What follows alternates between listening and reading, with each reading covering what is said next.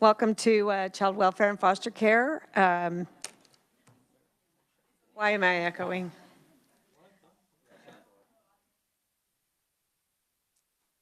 Yeah, welcome on this Wednesday, March 8th. Thank you, Matt.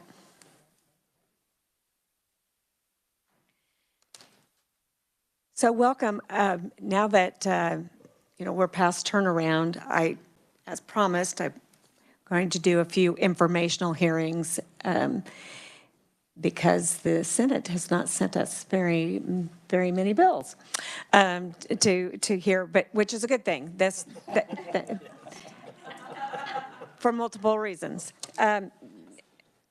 But today we're going to have an opportunity to talk about foster care and mental health. And I don't think I have many opening remarks regarding this. I think I'll just turn it over to our conferees. And I think we'll do questions with each conferee unless you think your question might be answered by someone later. And if we get to the end, you can call back anybody. We can call them back up for questions. So we'll start off with, bless you, with Linda Boss with KBC. Hello, welcome. Is that better? Yes. Okay. Good afternoon, Chair Kincannon, Vice Chair Johnson, Ranking Minority Member Owsley, and members of the committee. My name is Linda Boss. I serve as president for KBC Kansas. We are one of the state's foster care providers. We currently have regions 6 and 3. And in addition to being a foster care case management provider, we are also a provider of prevention services. We are a child placing agency. We provide residential care, and we have a large outpatient department that provides an array of mental health services, including individual and family therapy, medication management, veterans intervention services, assessment, to ensure that children and families are able to get their mental health needs met. We also have our sister organization, Canberra Mental Health, that provides inpatient psychiatric treatment for children ages 6 to 18. So collectively, KBC does a lot of work in the mental health space, and I appreciate the opportunity to be here today to talk about this important topic of mental health and foster care. I'd like to start by talking about the prevalence of mental health and foster care. Those two really go hand in hand. Most families who are experiencing foster care are also experiencing a mental health, behavioral health, substance use disorder that occurred before foster care came into their lives. And oftentimes, those mental health conditions are a result of untreated generational trauma that has occurred in their family system. The American Academy of Pediatrics lists mental and behavioral health as the largest unmet need for children's and teens in foster care. So it's very relevant that this committee is hearing this topic today. More than 40% of the referrals that come to KBC in our catchment areas to be served involve a reason for removal that involves parent mental health or substance use. And over 60% of parents whose children are in foster care are struggling with a mental health disorder, including substance use.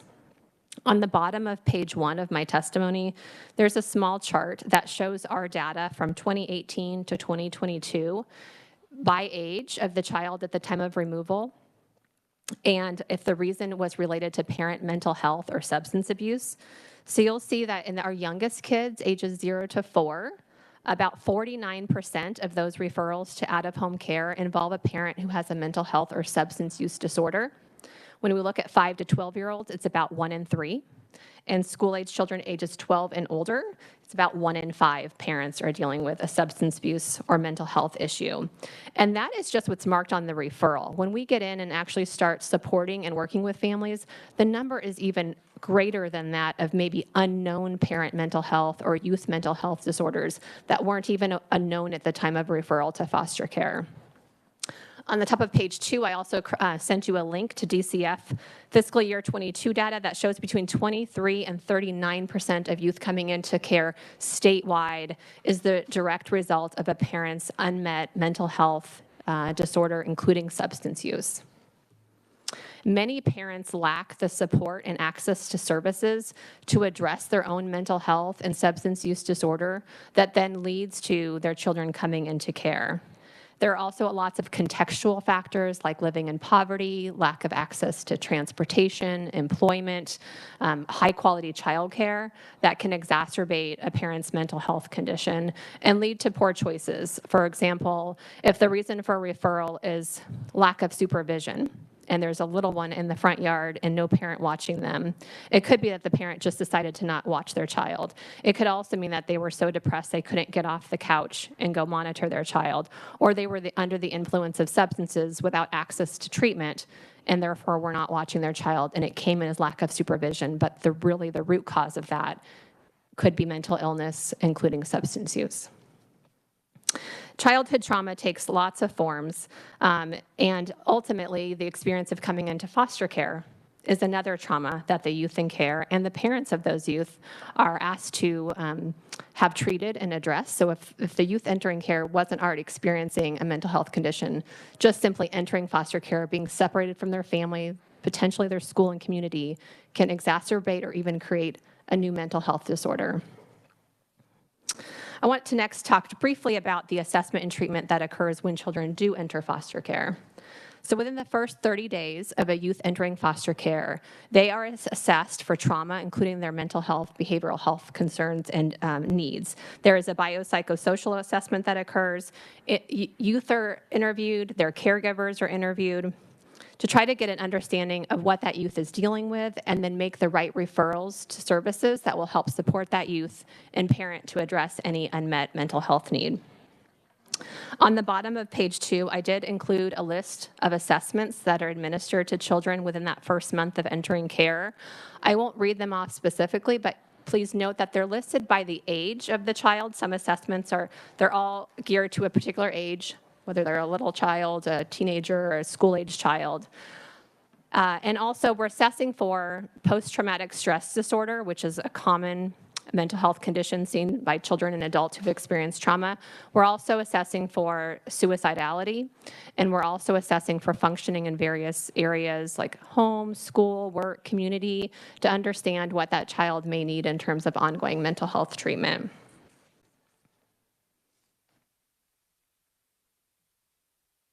I did send ahead of time a short video. I don't know if I thought I saw it being queued up earlier on the TV screen. There it is. It's 2 minutes. I'd like to play Adam's story for you so that you can understand how mental health and trauma impact the families that we work with.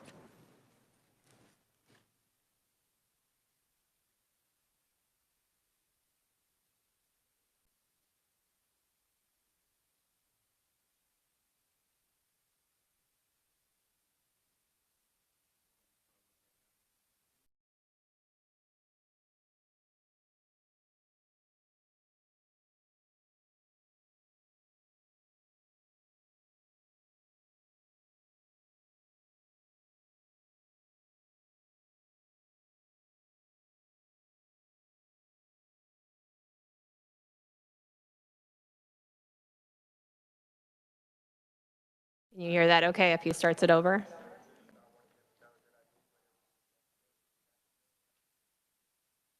you able to start it from the beginning?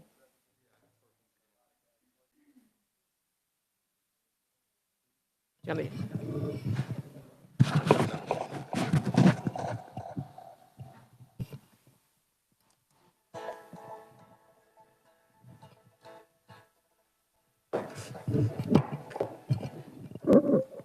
My favorite part of my day now is being able to get off work and go pick up my kids and know that they're going home. The biggest motivation for me to be free to fly with my kids was I didn't want them to be raised by complete strangers. I wanted them to know that I did whatever was necessary to be back with them. My whole childhood has been drug addiction and a lot of bad choices. April 7th last year, I did something that got me removed from my children's life. that became custody, and I made the decision that if by some chance I beat this case, that I would do whatever I had to do to get my kids back. To be honest, I think I was really blessed with the foster parents that I had. We had a good, open communication. They were there for my children when I couldn't be, so I had no choice but to respect them for stepping in. My parenting now, I don't subject my children to the things that they were subjected to when I was in my addiction. You know, anytime I make a decision now, I think about what's in the best interest of the children. My life is really blessed. You know, I never thought that I'd have 17 months clean. I work for BMW detailing cars. My life has been blessed in many ways. What I would say to parents wanting to be back with their children, that if you really want it, it can be done. You know, you just have to put your kids first and let go of all the streets. Who's your best friend? Forever? Every night before we go to bed, he looks at me and says, "Dad, you're my best friend." And that's where it's at with me.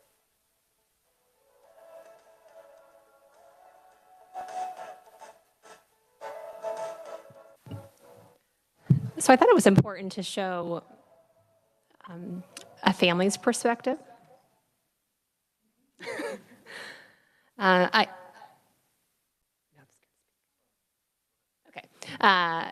I hope you could hear Adam's story. It's one of the outcomes that we hope for every family, is that kids are going to go home to parents who can safely raise them, and you can see the joy in their faces when they go home. I hope you also heard in Adam's story that he was raised as a youth in a home with addiction and mental health issues, and it's not a surprise then if he didn't get treatment growing up and his family didn't get treatment, that as an adult he struggled with the same mental health and behavioral health concerns that led his own children into coming into care.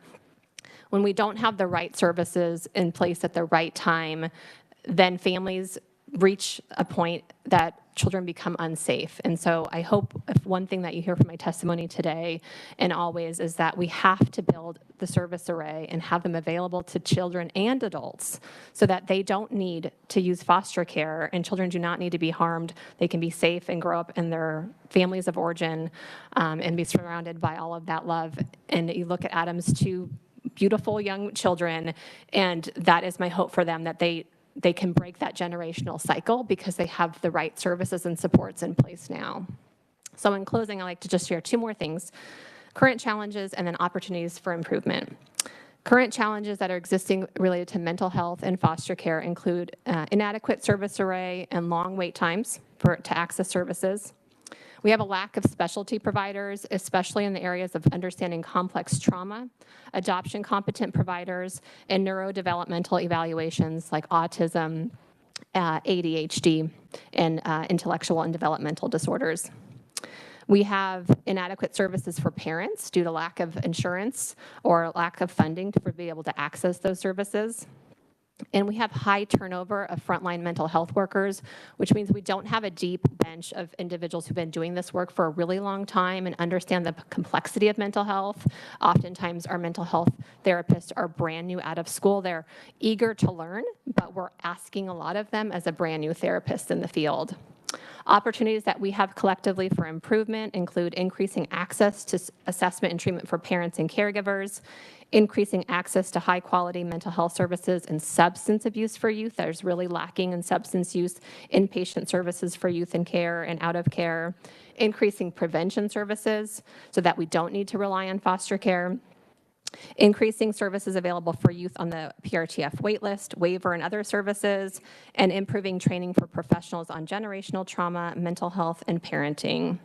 Ultimately, access to high-quality mental health services means that every Kansan can remain safe and stable in their community. Adequate mental health services also means that when kids do have to experience foster care, they don't need to grow up in foster care. I appreciate the opportunity to speak to all of you today, and I appreciate this committee making this a priority topic, and I'm happy to stand for any questions.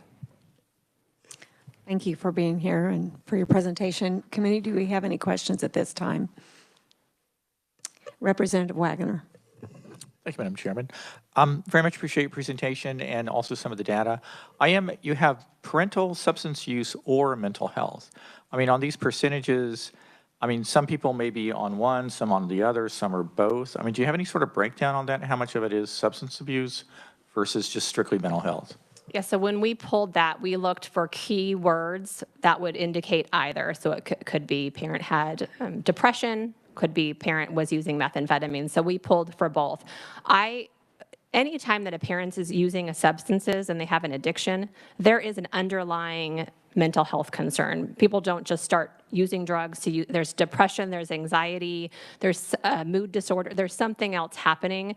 And so I presented the data as it appears in the reason for referral, which box is checked. But as someone who's been working in this system for 2 decades, I will tell you that those two go hand in hand. Not every parent with a mental health disorder also has an addiction, but every parent with an addiction also has a mental health disorder. Thank you for that question. Further questions? Yes, Representative Howell. Thank you, Chair. I was just wondering, as you were speaking, I was looking at your testimony, and you're talking about, struggling to be able to get diagnosis for, you have everything from PTSD to neurodevelopmental disorders.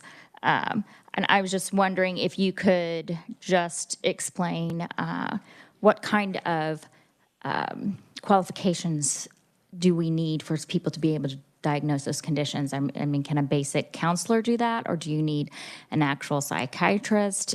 Just that kind of information. Yeah, great question. So most often who's diagnosing is a licensed therapist. It could be a licensed professional counselor, licensed clinical social worker, licensed marriage and family therapist. It could also be the child's pediatrician or a psychologist or a psychiatrist. But here in Kansas, the most frequent professional to encounter a youth and to treat their mental health condition would be a licensed counselor, master's level. Further questions? Okay, thank you. Okay, next I'll call Amanda Fanasteel from St. Francis. Yeah. Hi. Welcome. Hello, good afternoon. Can you hear me okay? All right. So good afternoon, and thank you for taking the time today to listen to us speak, all of us speak, about the behavioral health needs of youth and families in foster care. As I said, my name is Amanda Fanasteel, and I am currently the Executive Director of Clinical Services for St. Francis Ministries. St. Francis Ministries has been meeting the mental health needs of youth in care since 1945 when we first started. Excuse me. In 1945, Father Bob Mize started the first boys' home, and he quickly realized that even boys in care at that time needed additional therapeutic services in addition to what was being offered. St. Francis has continued to weave therapeutic services into the fabric of everything that we do. We continue those services today in other capacities that look like prevention, permanency case management, and also our residential services. And at the core of all of those services, we still come back to our mission, which is to provide healing and hope for children and families. So as we continue today, I'm going to talk about 3 pressure points in the behavioral health system in Kansas. And those same pressure points parallel often what we are seeing at a national level. So to begin, we have access and availability. In 2022, we know that only 4 out of 105 counties in Kansas had the mental health professional coverage that they needed in order to provide services.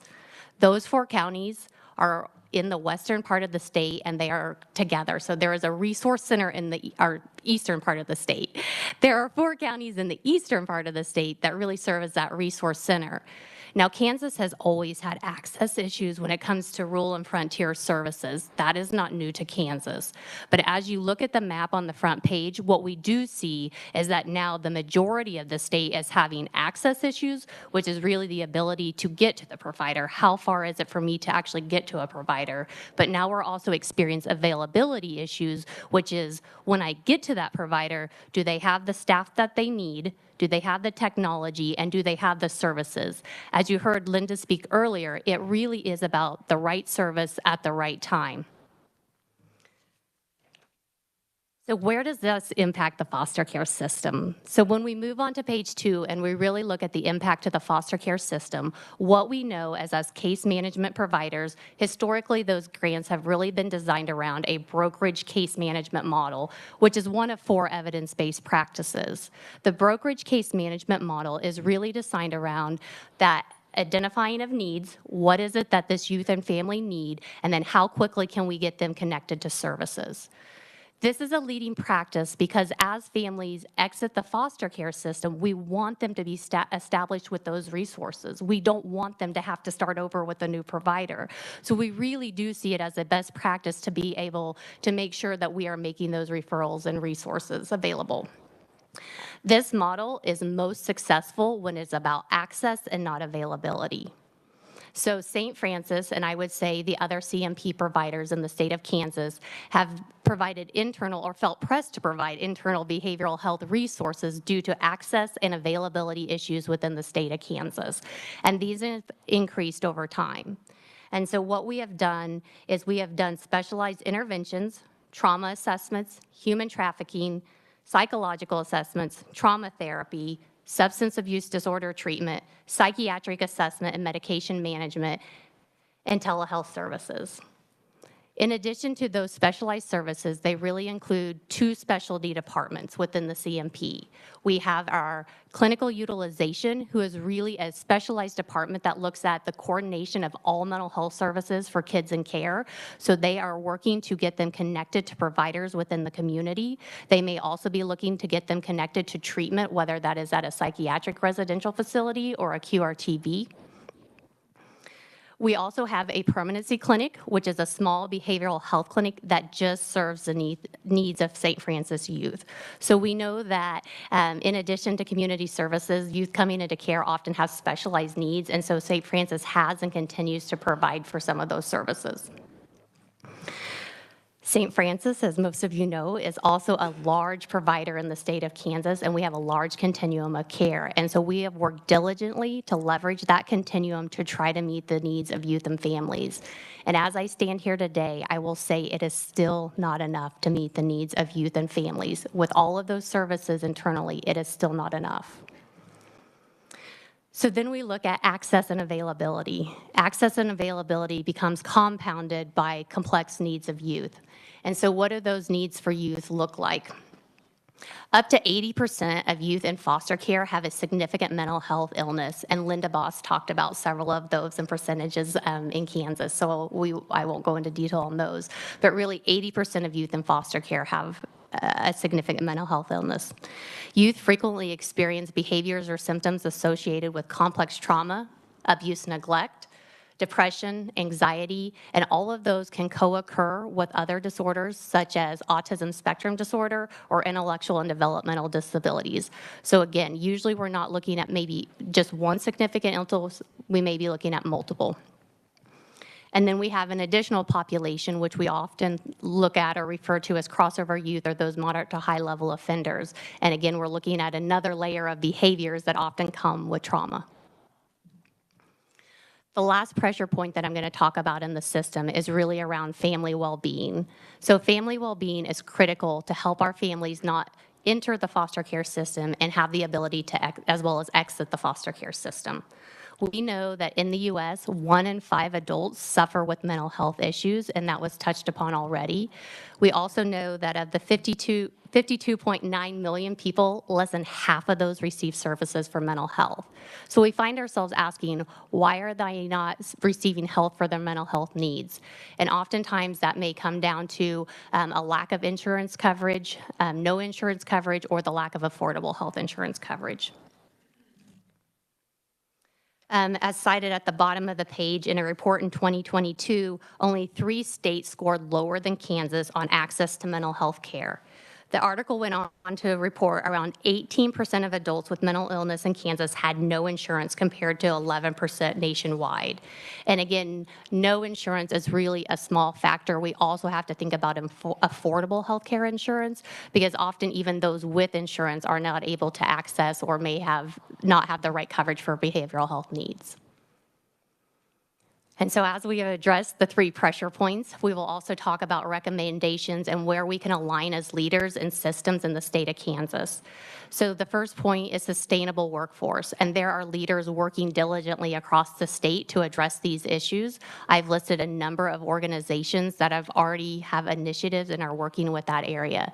So we know as a case management provider, we need healthy, strong communities that have the resources to support youth and families. That helps make sure that either youth don't come into care or that as they leave, they have the resources they need. So we really want to support any initiatives with our community partners to really strengthen those communities.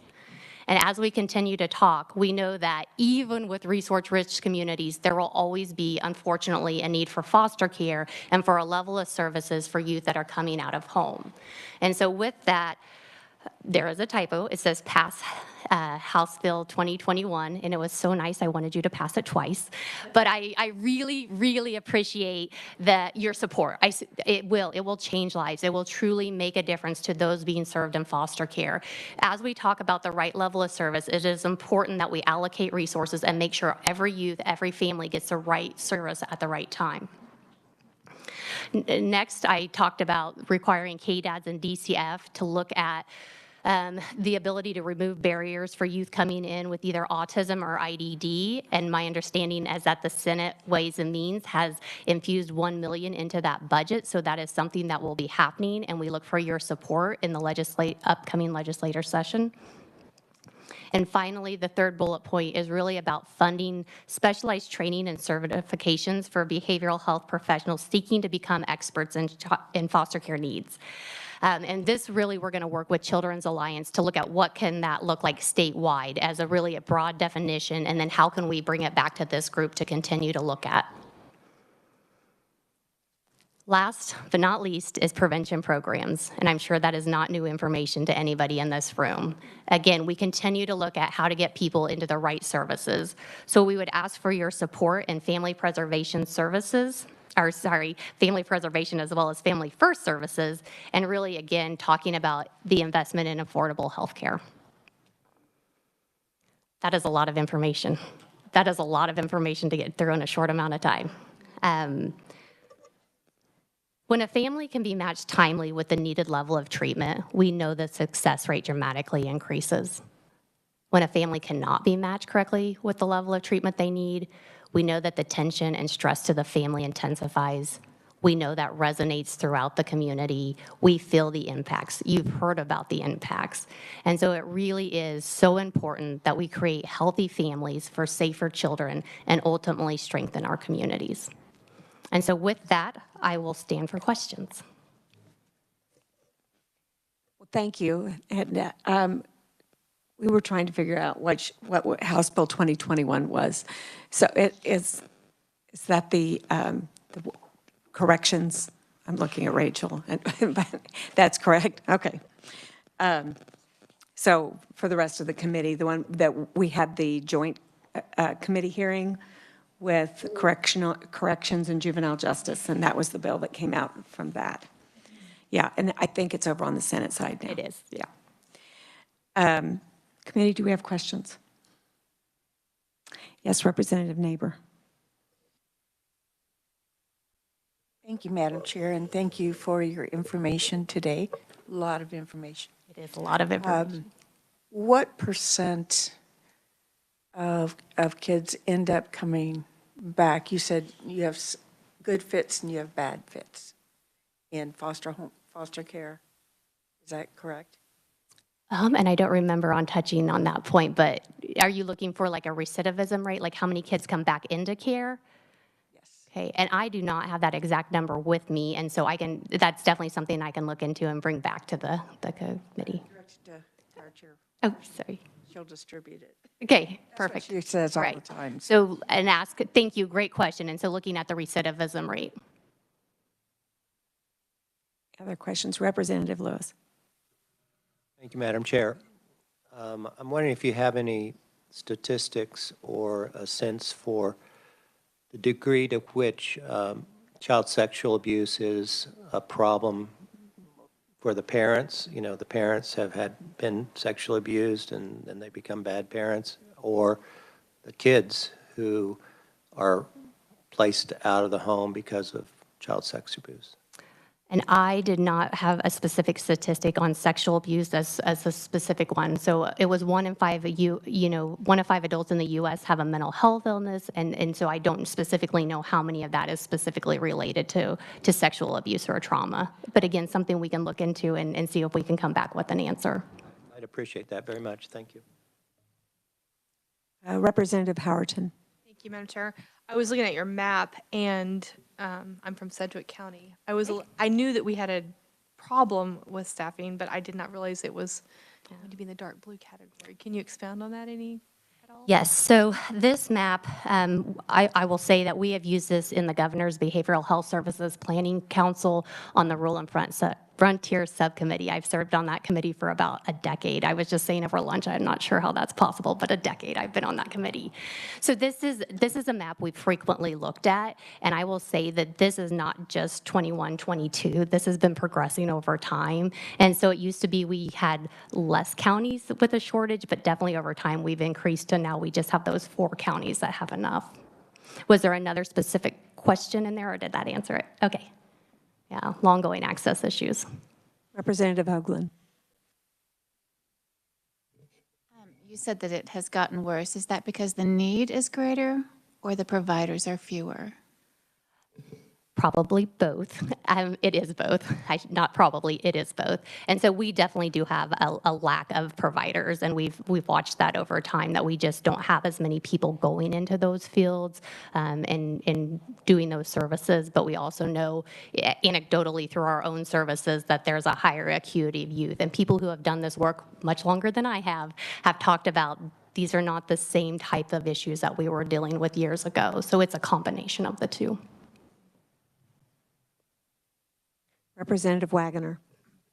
I do want to follow up. I mean, the map looks a little odd in the sense that I'm sure it's the underlying premise is, like how many providers per 10,000 people or something. I mean, is there not a more variegated map? I just can't think that Sedgwick County or some of your more urban, central and western counties have the same issues that, places that are very rural and might not even have anybody.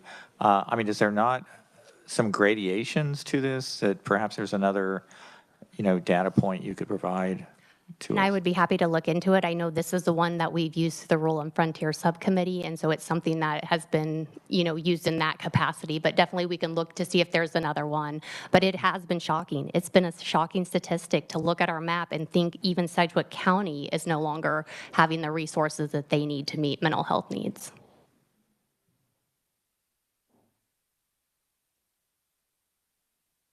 It looks like that's all the questions. All right, Thank you. Thank you for your time.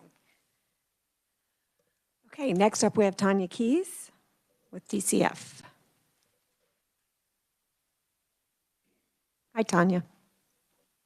Thank you, Chair Kincannon and Committee. Thanks for having me back today to talk a little bit about mental health. I know you're going to have some really rich information from our providers, so I thought today I would provide some highlights to new information that state agencies, DCF, and our sister agency, ks are doing. So I'll just go through some highlights.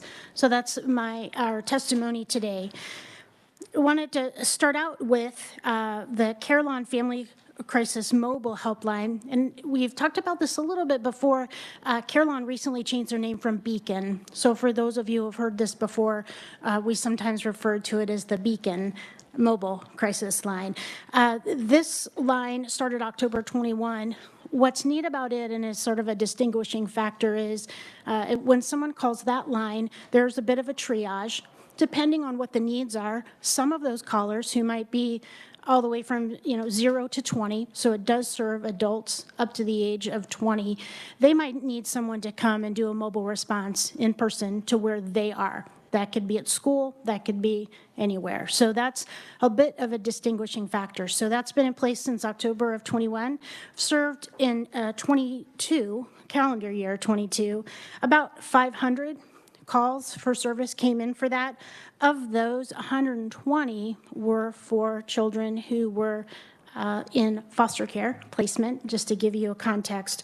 But of those calls, just over 400 really received phone assistance, but there were 62 who were able to have a mobile response, so that would have been a new service to them that was made available through the Family Mobile Crisis Helpline, and so we're excited about that.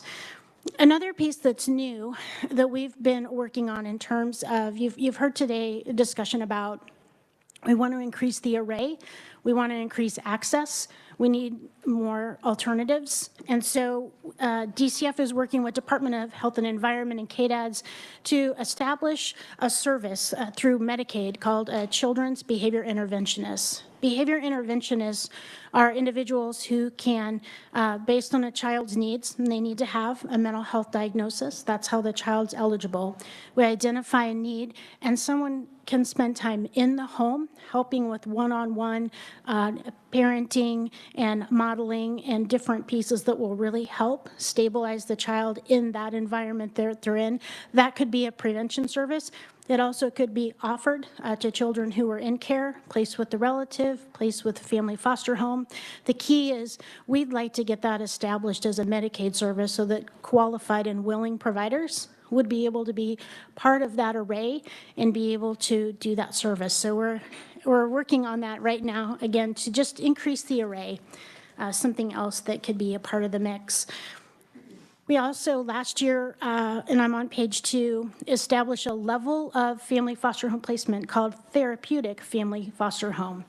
Again, that is to serve children specifically with mental health diagnosis, and it's additional training for family foster homes who would like to be really at that level and meeting those families' needs.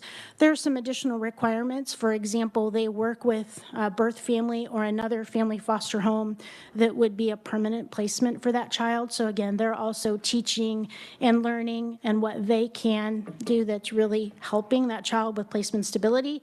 They would be carrying that on. So that's a new level of service for us. We have about 12 therapeutic family foster homes. Our child placing agencies who are with us today are those that are helping develop that specific level of care. And it has its own rate, and it's new, so we have a lot to learn. And we also are learning that there are maybe some additional supports needed for that level of family foster home too. So we're learning and having some success with that. A little bit of information from my colleagues at KDADS. Wanted to talk about the KDADS collaboration and the 988 launch, which some of you are familiar with. So in terms of another service array or service accessibility, increasing that crisis continuum, 988 launched last July. And we're pretty excited that approximately 91% of those calls we've been able to be responsive to and answer in state. We're helping folks right here. That has really been successful and smooth. So and that's certainly part of a national perspective too, but we're happy to be a part of that.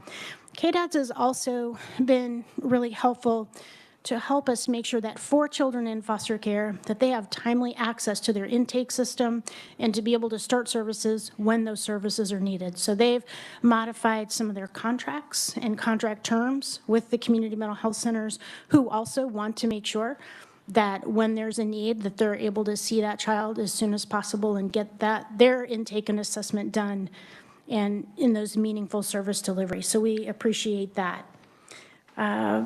We're also really appreciative, it's not really with DCF or KDADS, in the sense that community mental health centers are working with schools too for some of those mental health, the districts and the schools within districts that have that mental health treatment in schools project. And so that's also another way, and that's broader than foster care, but definitely those who are in foster care can receive that service, and it's just another way to create meaningful access for children. A couple of other ideas in terms of making sure that we have the array. KDADS is working with Compass Mental Health Center and Haven House in Dodge City to find different types of respite and different types of alternatives for treatment so that that access can be right there. Again, we're just trying to increase the array. We're trying to we have increased the capacity for psychiatric residential treatment facilities, and you heard a little bit about that already today. We know that we have more licensed beds today. We need to make sure that we build capacity so that we can have the staffing we needed for really all those beds. So as you've heard earlier, that's what we're working on. We want to make sure we have a strong workforce for all those licensed beds. The last piece that's a little bit more of a detail, but in terms of mental health, we are working so we can get a state plan amendment so that family therapy can be billed to a child's Medicaid so that they can get that service. Sometimes, you know, those practitioners really need to include parents and caregivers in a conversation about the child's treatment plan, and we would want that to be holistic and comprehensive and figure out a way that that can happen a little more easily. And that's, again, just a few highlights of what's happening at the state agency level, and I know you'll hear a lot more program detail from our partners here today. Okay, great. Questions? Do you have, committee, do you have questions? Yes, Representative Howell. Thank you, Chair. Tanya, could you just expand a little bit on this Family Mobile Crisis Helpline with CareLawn? Somehow I have not heard about this. And is this statewide? You know, just a little more detail. Sure, great.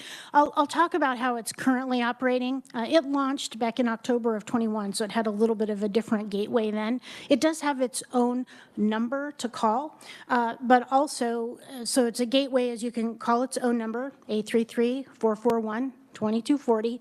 You can also reach it, another gateway to reach it is through 988. So we do have a partnership that if someone does choose to just call 988, and depending on the nature of the situation, that they meet that age group, and that's what their need is, they can come into contact with CareLawn, which is that family crisis line. Once they get in connection with that, there's a triage process that happens. They assess safety, and they're just talking to the person, and maybe if that person has folks with them, they're trying to assess that triage situation in terms of the urgency of the crisis. Depending on what is going on, that person who's helping with the triage at CareLawn may say, you know, I think we might want someone to come out and talk with you today or talk with you tomorrow. And so they try to work out if that mobile response is needed to go to the child's or young adult's location right then. They make those arrangements. So that's how it works. And then with regard to sort of the package of services that CareLawn may have, there can be follow-up with that for up to 8 weeks of services. But mainly, we want to make sure that they have that crisis intervention that's needed at the level they need it. Again, the right service at the right time, and they can then also bridge that individual to ongoing services with a community mental health center or other appropriate provider. Representative Wagoner. Thank you, Madam Chairman. I'm glad you're talking about the 988, the suicide and crisis lifeline. I know it was a fairly important bill last year that was here in the House and Senate. And I take it, I mean, you're talking about the data on the percentage of calls responded, but of course, ultimately, it's supposed to move the needle on the number of people committing suicide, would it not, in Kansas? And have you seen any improvement in those numbers? I don't have that data with me. I think there is some data that we in KDADS would be able to get for you. I think it's also to help. Some also indicators are to prevent visits to emergency departments, and I think there's also some other indicators preventing institutionalization. So we can see what outcomes, if any, that Kansas would have so far, but sure, we'd be happy to get that to the committee if there is that data. Okay, further questions for Tanya? Representative Neighbor. Thank you, Madam Chair. This is a little bit different question. On reimbursement for the assistance that patients get on 988, does insurance cover any of that? Is it personal obligation? What kind of response are you getting on that? And thank you for your question, Representative. Are you asking about the mobile crisis response? The mobile crisis response, the Carelon works with them if they have current healthcare coverage, also works with them and helps them see if they're eligible for Medicaid based on that children's needs and the family's needs or the young adult who might be reaching out to them. So health insurance would cover what it could depending on their eligibility.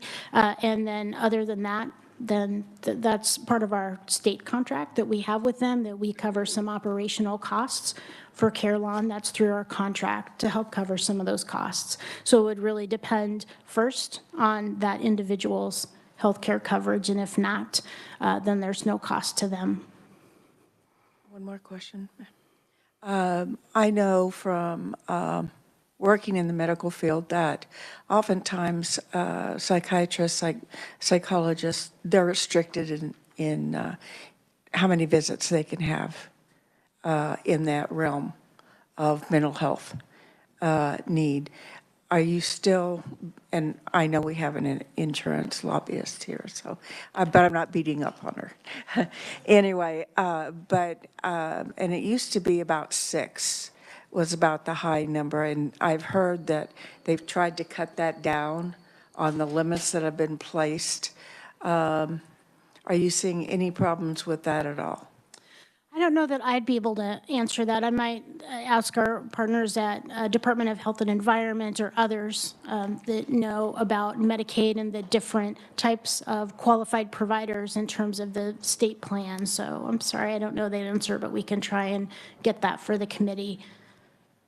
Or if my colleagues behind me or after me don't already know that answer. They're not admitting it. Thank you, Madam Chair. They might when they come up, so. Okay, thanks, Tanya. So before we go to our next conferee, I just want to recognize that today is Social Work Advocacy Day here at the Capitol. And are there any social workers here? Would you stand up? Yeah, stand up. So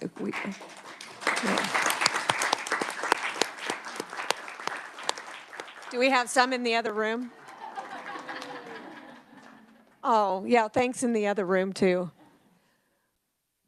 Yes, I heard somebody say resumes out there. Yes, please stay in Kansas. We need you.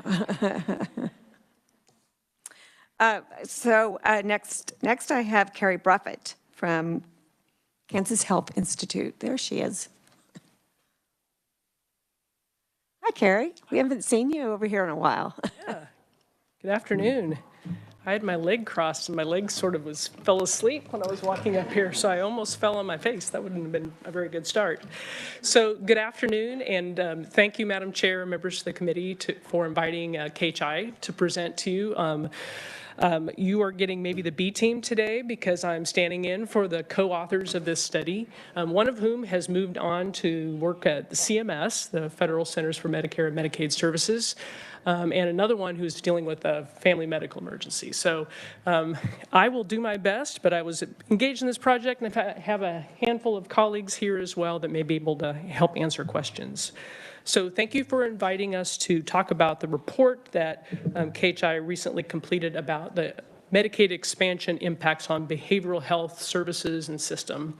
And there's a component of that report specifically that deals with or made some findings related to foster care. So we're going to talk really specifically about that, but if you have a moment, I'll walk you really briefly through the initial findings overall. So first of all, if you're not familiar with us, the Kansas Health Institute, we're a nonprofit, nonpartisan educational health services research organization. We're right across the street, right across from the Capitol building. So get to come over here and hear presentations that you all are hearing pretty regularly, as well as watch remotely. And we're very pleased to be able to host many of you for events and convenings in our space as well.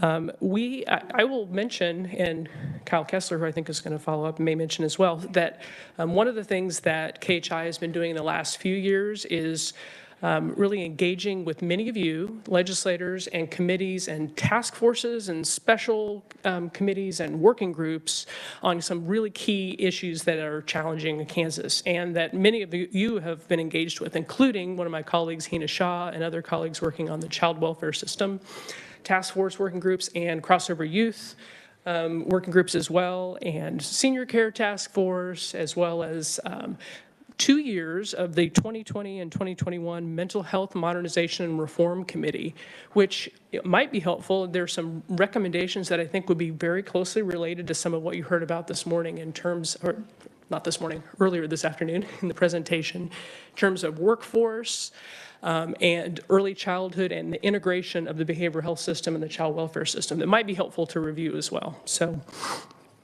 thank you for that. I don't know if you've got, so everybody's got the slides in front of me, so, or in front of you as well. So we're paperless, so Yeah. if they have their computers. Okay. Got it. All right.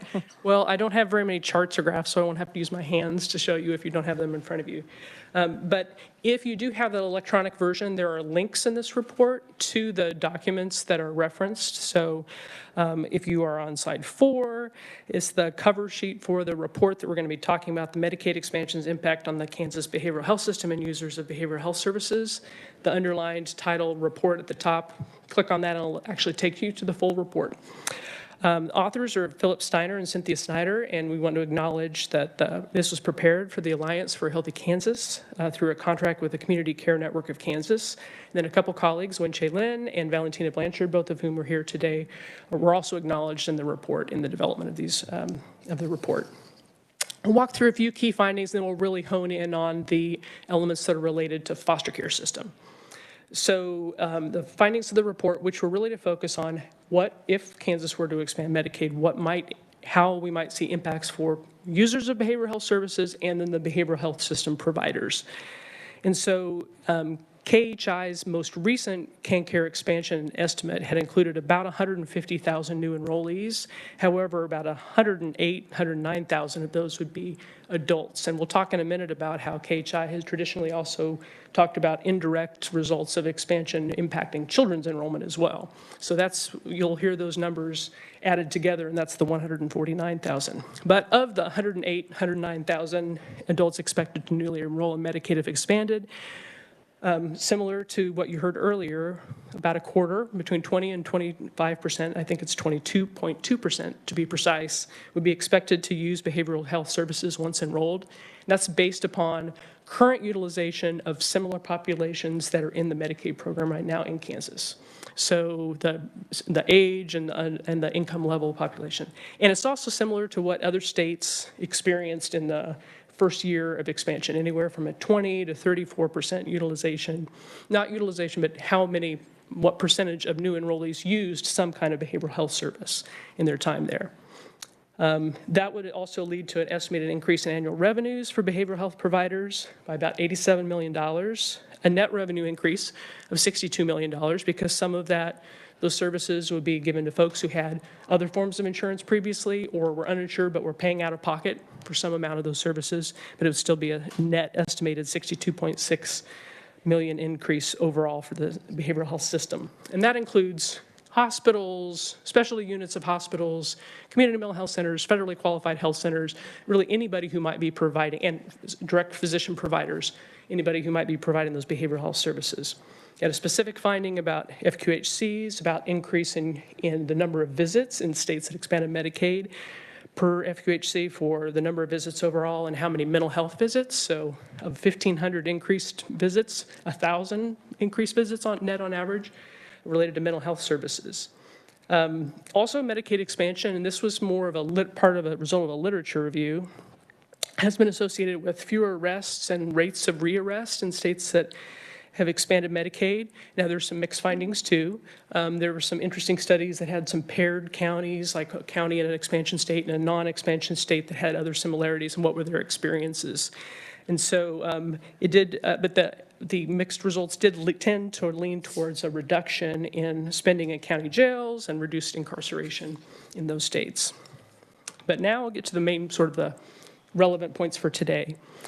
Although I would say that talking about reduced interaction with the criminal justice system and more access to behavioral health services for adults absolutely does impact, potentially has the impact, and or maybe some of the mechanisms that are related to why we have the next findings we'll talk about, which is that Medicaid expansion has been associated with a reduction in childhood neglect and a corresponding reduction in foster care entries for neglect as compared to non-expansion states.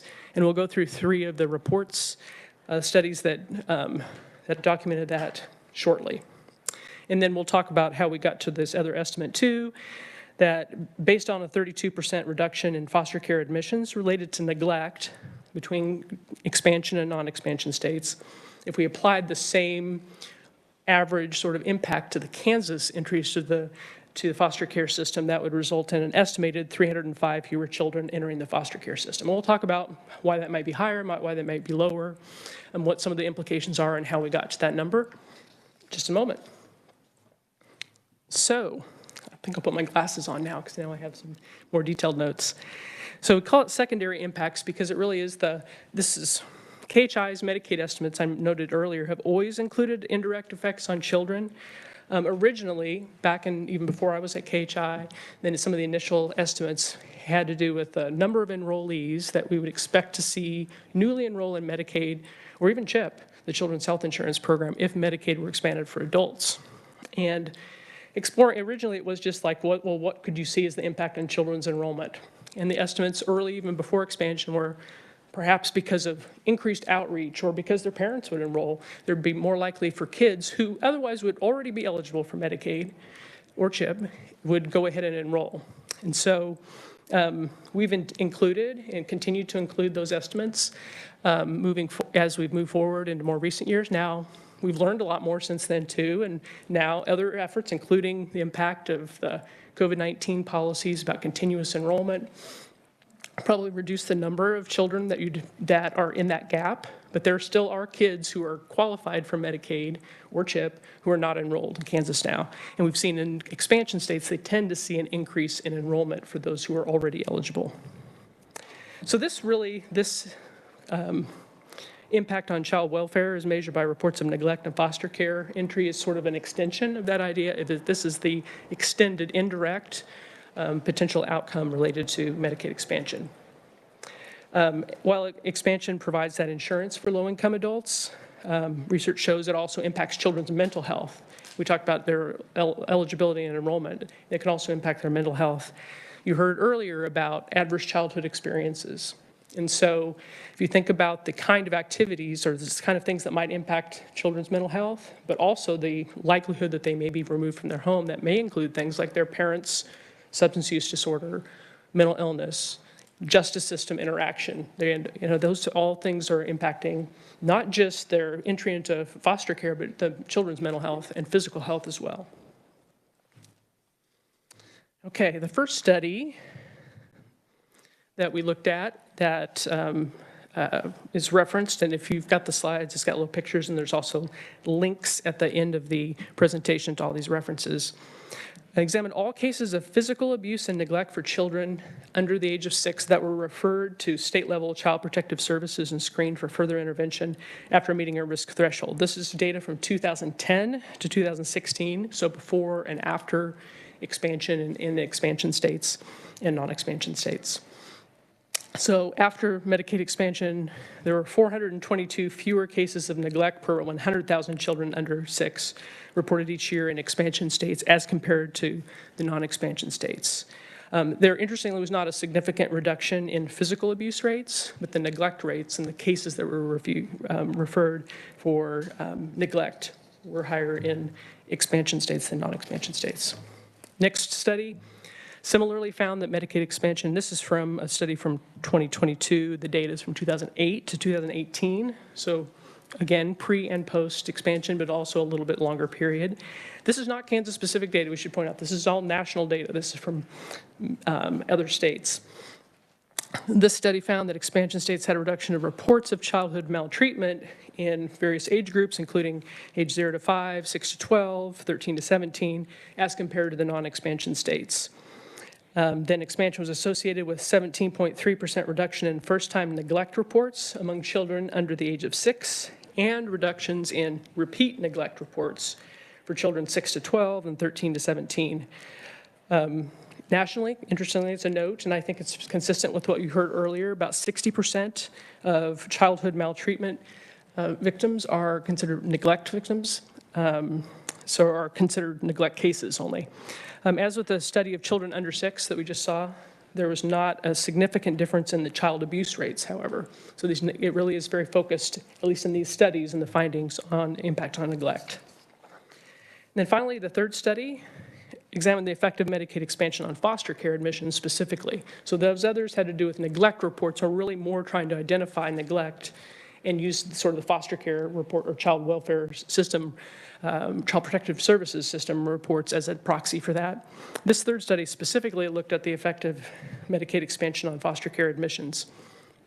And then in expansion states, there was a 32% reduction in kids entering foster care system because of neglect compared to the non-expansion states. And then overall, that actually drove a overall 17.5% reduction in foster care admissions and about a 23% reduction in foster care readmissions for any reason. So, and that study, I should have said, is from 2021, and its data was 2010 to 2017, so some pre and post as well. So what do we do to try to say what's the impact in Kansas? There's a lot of different we did not, I will say that this study didn't go in and try to look at the childhood or all the foster care admissions in Kansas and ascertain whether they were already Medicaid enrollees or not Medicaid enrollees. This was state-by-state comparisons of the overall impact of expansion and non-expansion states, or the difference in foster care enrollment. So if you look back to fiscal year 2022, and other colleagues can correct me if any of these numbers are wrong, there were a little over 3,000 Kansas children who entered foster care. There's already some kids in foster care at that time. That's why there's a higher number. But this is how many entered foster care in the fiscal year 2022. Neglect that year, if you add up the physical neglect, medical neglect, educational neglect, and lack of supervision, those are the terms that are in the DCF reports, and accumulate those as neglect, that was combined greater than any other single reason for foster care admission in 2022. So, and applying that same reduced rate that we saw in that last study that was also consistent with some of the other findings, of a 32% reduction for just the neglect cases, so not even thinking about any other potential impacts on abuse or references because of a parent's substance use disorder or a court order or something like this, but really specifically honing in on the neglect reason.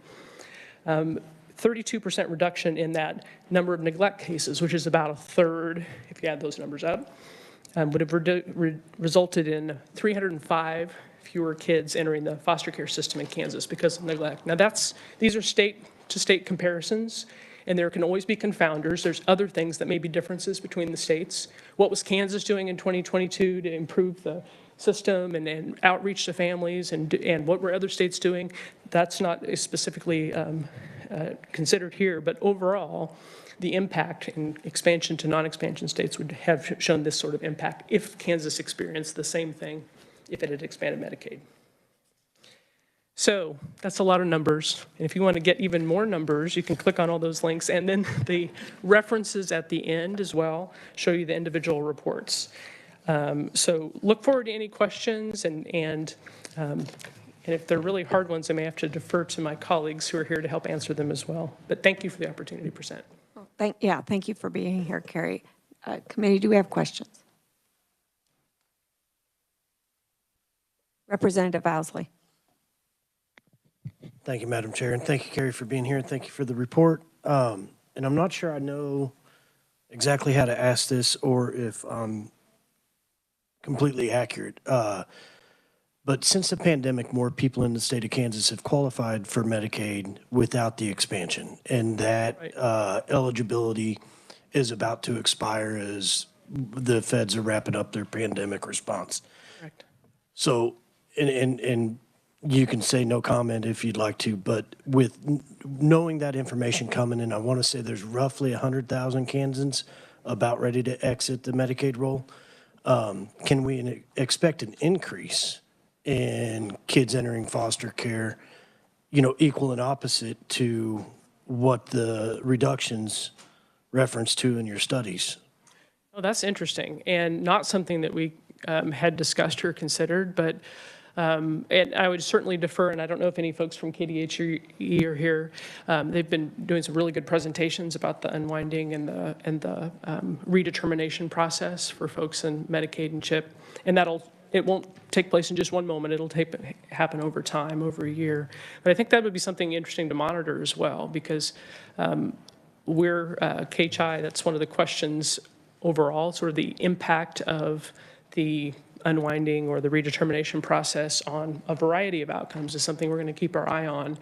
But if you argue that because parents are, and that many of those folks who have remained enrolled are adults who might otherwise have lost eligibility, that the same kind of effect you might expect just as with expansion, because it's about whether the parents have coverage or not. Might you see that? I think that's an interesting question and not inconceivable, and I think something we could follow and watch very carefully. I appreciate that response, because I know I wasn't alone in sharing a concern in the beginning of the pandemic that we'd see a spike, in intake to kids in custody, and I don't think we've ever seen that spike. So I wonder if part of that hasn't been addressed by that expansion eligibility, with that the feds allowed without state intervening. So I just put that out there. So maybe we can follow up and. Yeah, I think that's an interesting question. Yeah. And I'll turn my head and just see if my director of research disagrees with me. He put thumbs up, so I must not have done too bad. Thank you. Thank you, Madam. Thank you. Good question. Okay. Any other questions? Okay, thank you, Carrie. Oh, Representative Howell. Thank you, Chair. Thank you very much, Carrie. I was just curious, has the Kansas Health Institute or any of the other health institutes, as far as that goes, have you all spent any time or investment looking for, just kind of in the spirit of there's more than one way to solve for X, any comparisons or models of different things that the non-Medicaid expansion states are doing that are making progress on solving some of the same issues that Medicaid expansion seeks to express? I just know here in Kansas, at least to my personal knowledge, we've been arguing about whether or not to expand Medicaid for at least 12 years. So I'm like, maybe we need to find a different solution that we all can agree on. And I'm just curious, is that something that you guys have all looked at or had any discussions about? I would just love to learn more about that. Sure. And I think much of the work of many of the task forces and working groups in the last few years, including the Mental Health Modernization and Reform Committee, did try to take on some of these issues we've talked about, both within the framework of expansion and assuming not having expansion. So I think that that not just KHI, but other folks have been engaged in both thinking about how issues could be impacted by expansion, Medicaid expansion, but if there's other issues that are related. So yes, absolutely, I think we have done that.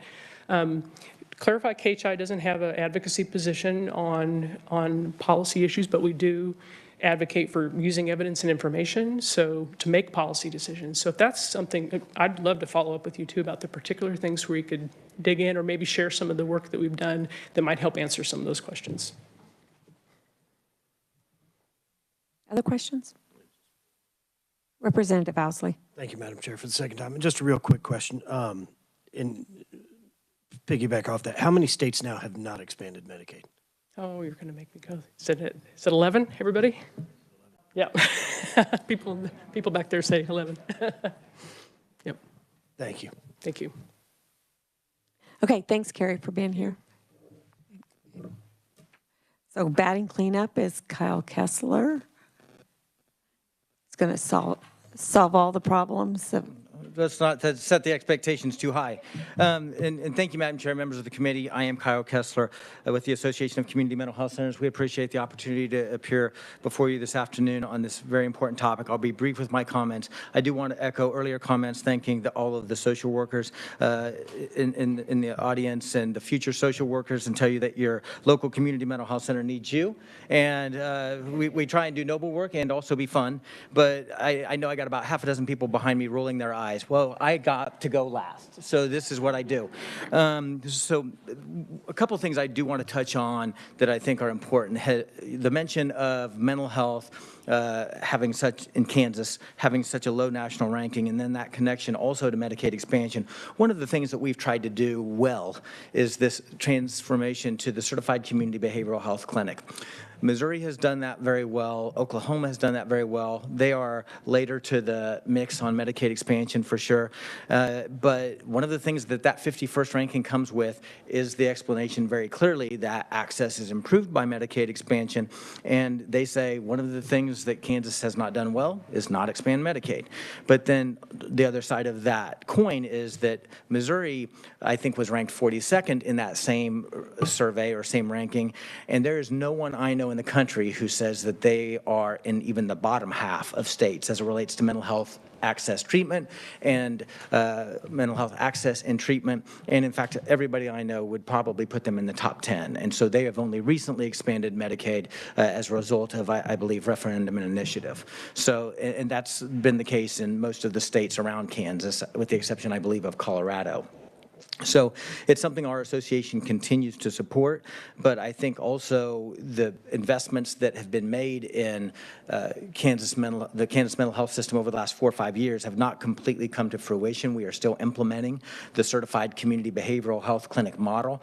A third of our mental health centers are there. Another third will come on board on July 1, and then the final 8. We have legislation pending in the budget committees that would accelerate that process or program for us, which would be very meaningful because we believe we have 12 that are ready to certify as CCBHCs now, which would then offer more services, more access, and that comes along with a cost-based reimbursement, which is pretty significant given the fact that we simply had very stagnant Medicaid rates in Kansas for a very long time. For example, a therapy hour would right now go for anywhere from probably $120 to $200 an hour. Our Medicaid rate pays $60 or a little over that. I think maybe $64. For the first time last year, we were able to achieve a Medicaid rate increase. And so that is also partly related to a long-time national philosophy of not requiring states to have Medicaid mental health programs in their Medicaid. It's technically an optional program. So we existed but for the grace of whatever respective Medicaid state program would pay. And so we did our best with that. The state legislature for years, probably one out of the last 20 years, I think a governor has put money into the governor's budget for mental health reform grants, which is the money for the uninsured. Oftentimes, foster parents or parents of kids who are in child welfare custody are uninsured. So we're kind of connecting this back a little bit, somewhat to Medicaid expansion, but also the importance of making sure that we pay appropriate rates for getting kids the care that they need. And right now, trauma-informed care has always been important, but there's the recognition that it's important. And being able to treat kids, and you think about the two populations that most, I think, come into people's heads when you talk about PTSD. People would talk about veterans or law enforcement and kids in child welfare system. Something about that has to get our attention in a really loud way. And so I was talking to someone today at lunch, and you know, the amount of time that kids spend at school, and for my daughters, probably the least, they would have, I think, said that the least stable time of their day was probably in school. It takes one person to run your day or one moment. But for a child in foster care, I suspect it's sometimes the most stable part of their day. And so that's a huge distinction. And for us, I think in the child welfare and mental health worlds, and it's where I've spent most of my career, is at the intersection of those two things, trying to make sure that you are able to connect mental health services to a child when they need them, where they need them. And so the Mental Health Intervention Team program is another thing that many of you have supported, and we appreciate your support so much. There's actually a hearing on that in K-12 Budget Committee this afternoon on House Bill 2444 to put that into statute and make it a sustainable program. It's existed by proviso in the budget process for the last 4 years previously.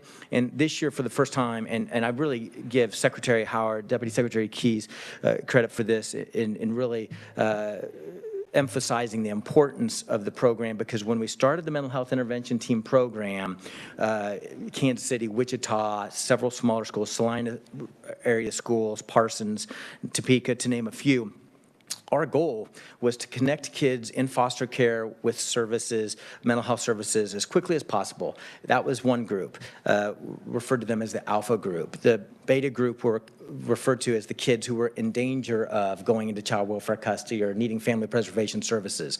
It turned out very quickly we didn't realize how many kids that were in neither of those groups needed mental health assistance or treatment. And the growth in anxiety and depression among young people has gone through the roof. I think I heard Representative Wagner earlier ask questions about suicide prevalence, and knowing that suicide rates among ages 5 to 14 and 14 to 25, it's the second leading cause of death among kids in those age groups. And it's higher than the third, fourth, and fifth causes combined. So it's right there with like automobile accidents or other accidents as a cause of death. I don't know exactly what those rates are for the kids in foster care, but it sure isn't lower in terms of the representative population.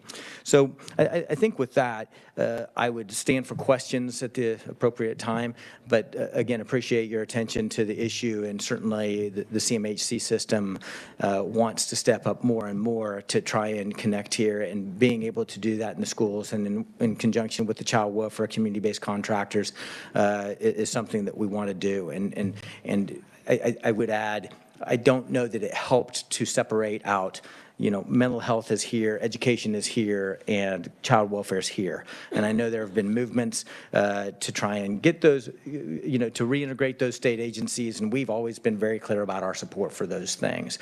I don't know that it necessarily means that you're always on the same page if you're in the same agency, but you're not going to be any more aligned if you're not.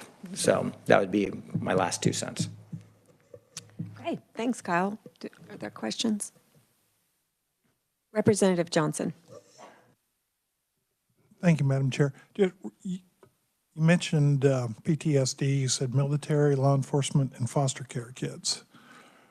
I'm just curious on that. So yeah, the connection there are the conversations like the CCBHC, Certified Community Behavioral Health Clinic model, talks a lot about veterans outreach and veteran services, and recognizing the PTSD and the escalation in that among veterans and the populations that are often at risk.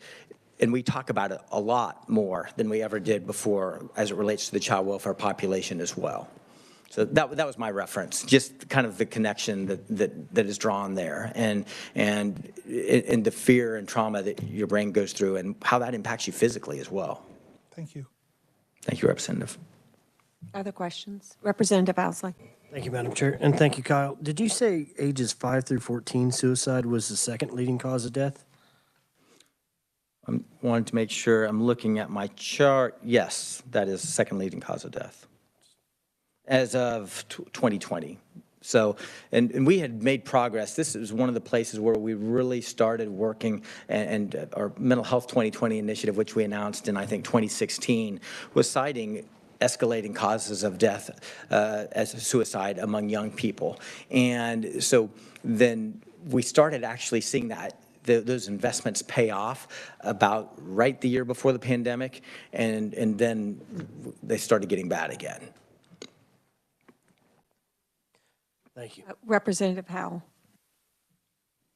Thank you, Chair. Could you send that, could we have that sent to all the members of the committee, your source The for most that? recent chart? Sure. Yes. Yeah, it's from and what source is that from? It's from the Department of Health and Environment Summary of Vital Statistics. Thank you. Does it happen to list all the different sources, or yes, as we navigate in there we can find that? Yeah, so versus a for death? example, third leading cause of death in age 5 to 14, cancer, fourth homicide, fifth coronavirus, and then all other causes. And in 15 to 24, it's suicide, homicide, coronavirus, then cancer. Is how they've got it listed. It doesn't include vehicular deaths? Yeah, that's the number one reason. Okay. That's the number one cause in both That makes areas. sense. Representative Neighbor. Thank you, Madam Chair. Kyle,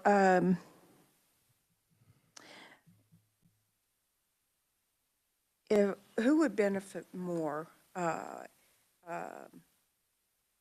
CCBH or Medicaid expansion on, well, if we had Medicaid expansion,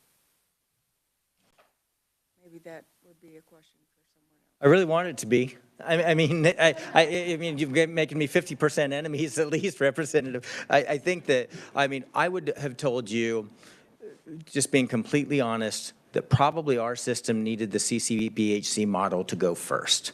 Because with what people talked about relating to costs, and then sometimes, I think that there's a general agreement, and this is absolutely, I believe, a factor. When you look at the national legislation that established the CCBHC model, it was very bipartisan. The perception, or by vote, the Affordable Care Act is not.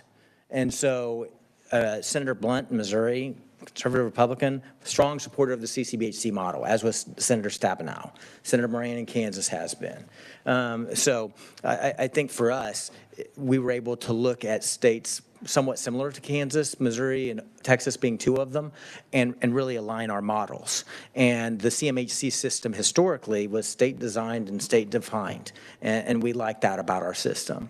So I think that different models of Medicaid expansion over time, we have liked all of them, but in the last bill probably the most. But it has taken some time to really figure out what that looked like. So I don't know if I straddled that fence nearly as well as I should have, but that would probably be my response. April's tweeting, so probably not. Thank you, Madam Chair. Other questions? All right, thanks, Kyle. Are there Thanks, other Madam Chair. questions for any of the previous conferees that have popped up? Okay. All right, thanks, everybody. And thank you for all who attended today for the this informational hearing. Just a heads up, on Monday, I'm planning to rework House Bill 2299, that's the attachment bill. House Bill 2194, that's the Gail Finney Foster Child Bill of Rights and Foster Parent Bill of Rights. And House Bill 2443, which is the Office of the Child Advocate bill that we heard on Monday. Then on Wednesday next week, we'll have a hearing on Senate Bill 115. So that's a heads up for what's coming, and so you can get your amendments ready, and we'll be ready to roll on Monday. And so till then,